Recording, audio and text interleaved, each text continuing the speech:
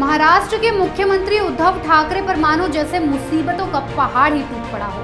पर वो एक कहावत है ना कि जैसी करनी वैसी भरनी, और उद्धव ठाकरे वही भरनी भर रहे हैं। आयकर विभाग ने उद्धव परिवार और शरद पवार को गलत जानकारी साझा करने के आरोप में नोटिस भेजा है। क्या है पूरा मामला, देखिए हमारी रिपोर्ट।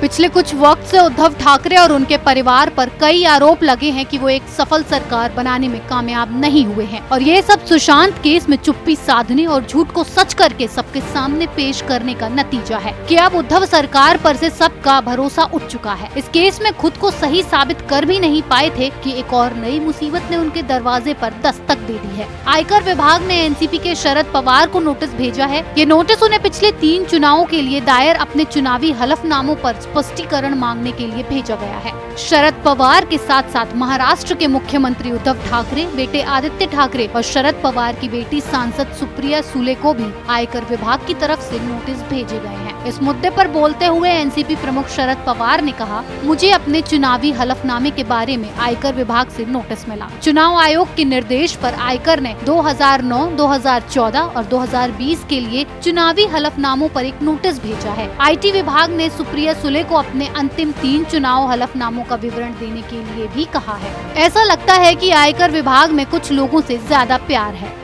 पिछले दिनों चुनाव आयोग ने केंद्रीय प्रत्यक्ष कर बोर्ड से उद्धव और आदित्य ठाकरे के साथ ही सुप्रिया सुले के खिलाफ प्राप्त उन शिकायतों की जांच करने को कहा था जिनमें उन पर लोकसभा, विधानसभा चुनावों के लिए अपने हलफनामे में गलत जानकारी साझा करने का आरोप लगा था। इसके एक दिन बाद पार्टी ने इसे नियमित प्रक्रिया बताया था। शिवसेना मंत्री अनिल परब ने कहा था, आयकर प्राधिकरण के साथ एक हलफनामे में दी गई जानकारी को क्रॉस चेक करना एक नियमित प्रक्रिया है। चुनाव आयोग और आयकर विभाग आमतौर पर जानकारी साझा करते, इसीलिए मुद्दे में कोई नई बात नहीं है। उन्होंने ही उद्धव ठाकरे और आदित्य ठाकरे दोनों के चुनावी हलफनामे तैयार किए थे। एनसीपी के प्रवक्ता नवाब मलिक भी इससे हैरान नहीं थे। इसे एक नियमित प्रक्रिया के रूप में चित्रित करते हुए उन्होंने कहा, केंद्रीय एजेंसी के लिए एक उम्मीदवार के आयकर रिटर्न में हलफनामे में दर्ज जानकारी को सत्यापित करना सामान्य था। मलिक ने जोर देकर कहा, यदि कोई विशिष्ट प्रश्न है तो हम उसका उत्तर देंगे। ठाकरे पिता पुत्र द्वारा दायर हलफनामों में कुछ गंभीर चीजें सामने आई थी।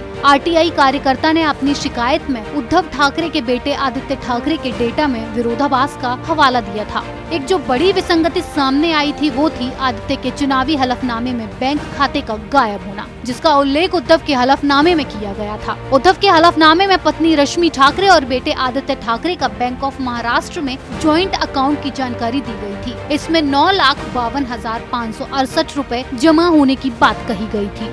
हालांकि विधानसभा चुनाव के दौरान सौंपे गए आदित्य के शपथ पत्र में इस अकाउंट का उल्लेख नहीं था। कार्यकर्ता ने ये भी आरोप लगाया कि दोनों ठाकरे के पास HUF यानी हिंदू अनडिवाइडेड फैमिली कैटेगरी के तहत शेयर रखने की तारीख भी अलग अलग थी। उद्धव सरकार अब हर तरफ से मुंह की खा रहे हैं, क्योंकि केंद्र सरकार ने तो अपना शिकंजा कस ही रखा है, पर अब इनकम टैक्स डिपार्टमेंट ने भी अपना काम शुरू कर दिया है।